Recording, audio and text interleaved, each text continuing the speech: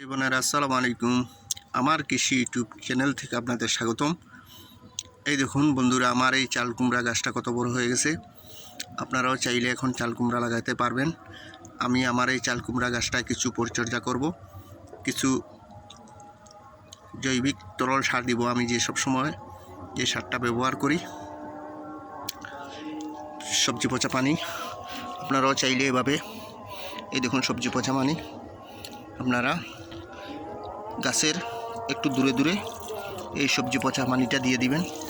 খুবই প্রোটিন, আপনাদের গাছ দ্রুত বড় হবে আর ফুল ও ফল আনতে সাহায্য করবে। আমি ব্যবহার করি, ফল পাই, আপনারা এর জন্য আপনাদেরকে উৎসাহ করি। এই দেখুন, আমি একটা জিনিস দেখাইতেছি।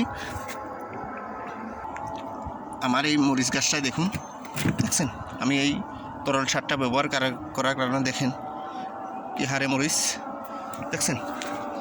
এই দেখুন, এই দেখুন, দেখছেন আমার এই দেখেন বেগুনগুলা, দেখছেন কত বড় বড় বেগুন।